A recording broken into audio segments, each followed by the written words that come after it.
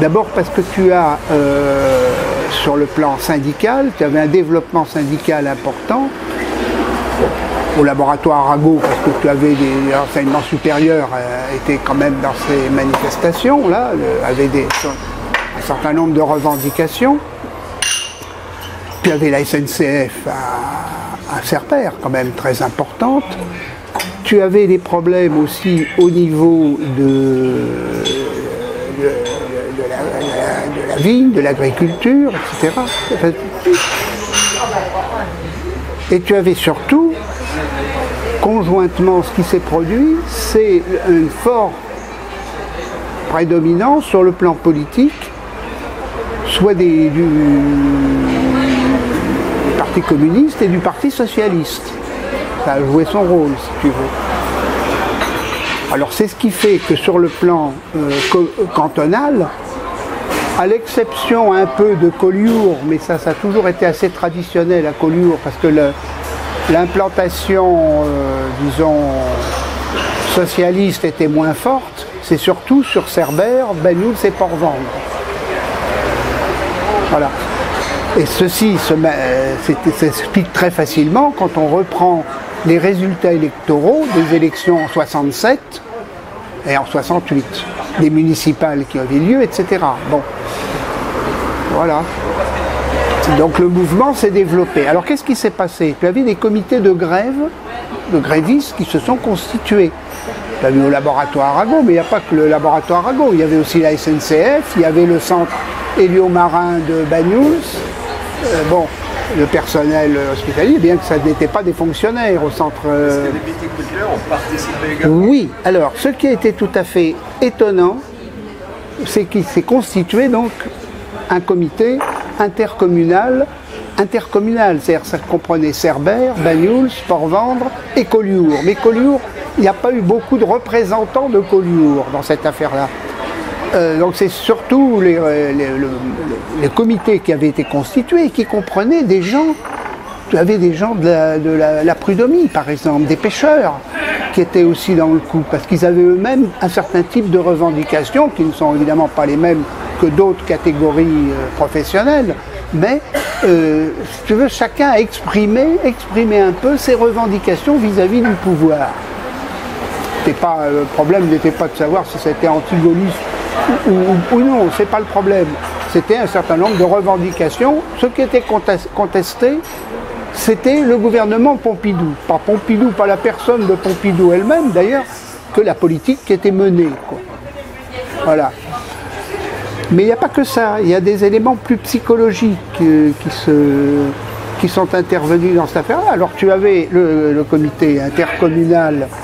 Il se trouve que moi personnellement, bon, au niveau du labo, j'ai été désigné dans ce comité intercommunal, des comités de grève intercommunal. Et je me suis retrouvé comme secrétaire de ce comité. Donc on gérait un peu tout ce qui se passait et on le faisait avec la SNCF, avec la Poste, avec les employés municipaux. Tu avais aussi des revendications particulières, au niveau municipal, etc. Donc tout ça, ça a formé... C'était quasiment une grève générale. Ah, oui, mais sont intervenus dans ces comités de grève pour aider, c'est ça qui a été tout à fait... Bon, a priori, c'est pas qu'un n'a pas touché que des fonctionnaires. Vous avez des gens qui ont prêté leur camion pour s'occuper un peu de distribuer des choses. On allait dans la plaine pour ravitailler, si tu veux, entre guillemets, hein, parce qu'il n'y avait pas de problème, mais pour faire de l'argent pour le comité des grèves, qui essayait de se faire une cagnotte. La salle Novelty avait des balles organisées pour se faire 3 sous. Bon, voilà, pour alimenter le comité des grèves. Alors la SNCF, les problèmes de la SNCF, les problèmes des téléphones aussi. C'est ça qui était assez étonnant parce que tout le monde était en communication au niveau du comité de grève. Et par exemple, les employés municipaux étaient en grève. Le ramassage des ordures, ça se passait ici. Il n'y avait pas encore de comité c'était pas comme maintenant l'intercommunalité. C'était au niveau Alors, le comité de grève disait, oui, bon, les gens sont en grève, mais on ramassera quand même les ordures. C'est-à-dire que c'était très organisé. Il faut dire que j'ai un sens de, personnellement, j'aime bien l'organisation. Et voilà, donc tout. Mais c'était pas les jours, et c'était sur ordre du comité de grève. Voilà, bon, alors, tout se passait très bien. Alors, par contre, il y avait des manifestations à Perpignan, mais là, c'était des manifestations où les manifestants faisaient le tour de la Basse, allaient devant la préfecture, en poussant des cris contre le gouvernement, etc. C'est pas du tout la manière dont ça pouvait être géré ici. Voilà, donc tout était organisé. Alors il y a eu une aide du conseil municipal d'ailleurs, au comité de grève, parce que c'était un conseil municipal qui était quand même à tendance radicale socialiste, voilà, à l'époque. Est-ce que tu te rappelles encore du nom du maire de l'époque? Alors, le maire de l'époque, c'était Sous-Bataillé. Le maire qui avait été élu, c'était Parcé, mais il y avait eu des problèmes. Mais il y avait eu des conseils municipaux. Dans ce conseil municipal, il y avait un certain nombre de socialistes.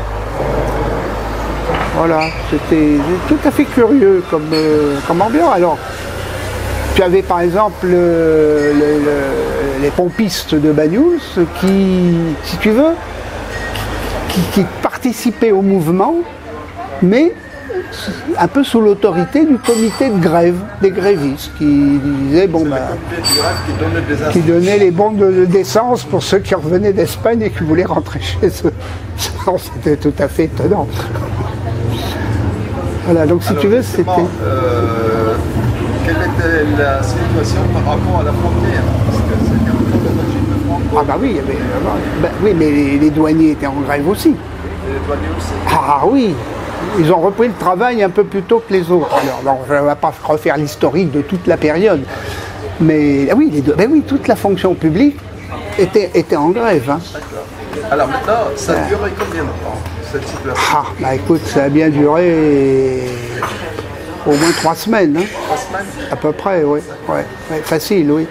Jusqu'à ce que De Gaulle intervienne. Il y a eu d'abord son histoire de référendum, ensuite de législative.